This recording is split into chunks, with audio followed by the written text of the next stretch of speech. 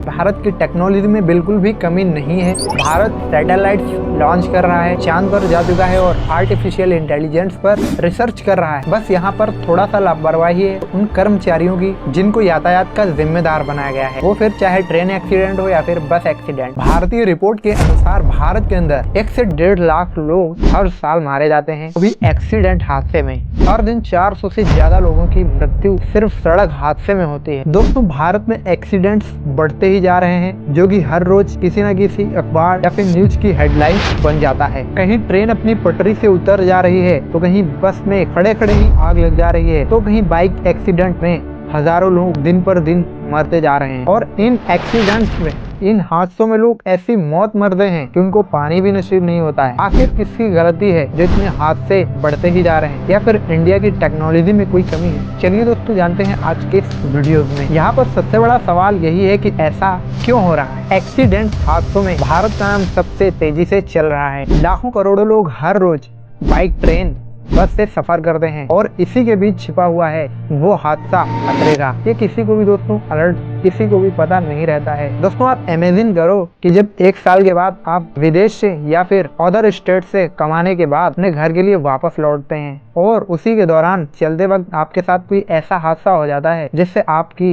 मौत हो जाती है। तो दोस्तों, आपकी फैमिली पर क्या गुजरती है जब आप निकलते हो वहां से और आपकी फैमिली बेसब्री से इंतजार कर रही होती है। वहीं पर अगर ट्रेन की बात की जाए तो हर कुछ महीनों में किसी न किसी बड़े ट्रेन का हादसा हमें नजर आता है, जिसमें वो बेमौत लोग मारे जाते हैं जिनका कोई दोष नहीं होता है। सिर्फ ट्रेन के भरोसे ही अपनी यात्रा तय करते हैं। दुनिया भरोसे पर टिकी है, आखिर किस पर किया जाए भरोसा? प्लेन हो चाहे ट्रेन या फिर बस, बाइक, हर रोज इन सारे एक्सीडेंट्स होते ही जा रहे हैं। किसी भी चीज पर भरोसा किया नहीं जा सकता। यही सवाल मैं दोबारा फिर करूंगा कि यहाँ पर भारत की टेक्नोलॉजी में कमी है या फिर इंडियन गवर्नमेंट्स में। सबसे पहले मैं आपको बता दूं, भारत की टेक्नोलॉजी में बिल्कुल भी कमी नहीं है। भारत सैटेलाइट लॉन्च कर रहा है, चांद पर जा चुका है और आर्टिफिशियल इंटेलिजेंस पर रिसर्च कर रहा है। बस यहाँ पर थोड़ा सा लापरवाही है उन कर्मचारियों की जिनको यातायात का जिम्मेदार बनाया गया है, वो फिर चाहे ट्रेन एक्सीडेंट हो या फिर बस एक्सीडेंट। इन चीजों को देखते हुए ऐसा तो नहीं लगता है कि भारत में टेक्नोलॉजी की कमी है। हालांकि वो एडवांस टेक्नोलॉजी पर काम बिल्कुल भी नहीं करता है, लेकिन अपनी उस स्पेस टेक्नोलॉजी के अंदर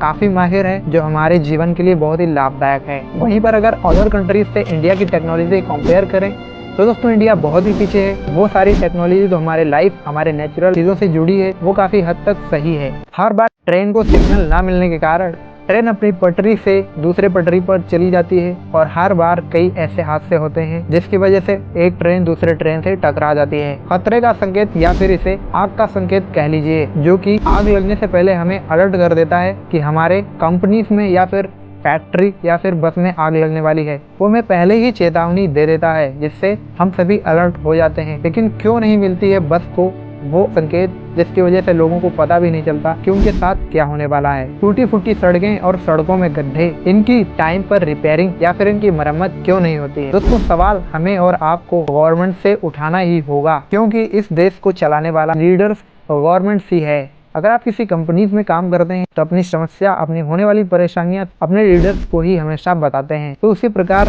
इस देश में होने वाली समस्या हमेशा अपने देश की सरकार से ही हम लोग बताते हैं। उसके लिए हमें लड़ना पड़ेगा, हमें सवाल उठाना पड़ेगा, हमें और आपको। टेक्नोलॉजी से इन हादसों को रोका भी जा सकता है अगर इस पर विस्तार से और अच्छे से काम किया जाए, लेकिन टेक्नोलॉजी से भी बढ़कर कोई चीज है, वो है हमारी जिम्मेदारी। अगर हम अपनी जिम्मेदारी अच्छी तरीके से नहीं निभाते हैं, अक्सर हमारी एक गलती की वजह से उन हजारों लोगों की मौत का कारण बन जाती है। जब तक सिस्टम सोता रहेगा तब तक वो जिम्मेदार अधिकारी अपनी ड्यूटी सिर्फ फॉर्मेलिटी के लिए करते रहेंगे और ये सिलसिला यूं ही चलता रहेगा। क्योंकि अभी अभी एक ऐसा हादसा जो एक ड्राइवर की लापरवाही से कई लोगों की जानें चली गई। ड्राइवर नशे में होकर गाड़ी चला रहा था, 1 किलोमीटर की दूरी तक वो लोगों को ऐसे मारता गया जैसे कि कीड़े मकोड़े। जिन लोगों को पता भी नहीं था उनके पीछे भी एक ऐसा मौत का अजूबा आ रहा है जो उनकी जान लेकर चला जाएगा। तो मैं फिर से कहूंगा, आपकी एक गलती उन लोगों की मौत का कारण बन सकती है। सड़क पर तेज रफ्तार से गाड़ी चलाना और बिना हेलमेट, बिना सीट बेल्ट के हम अपनी गाड़ी पर चलते हैं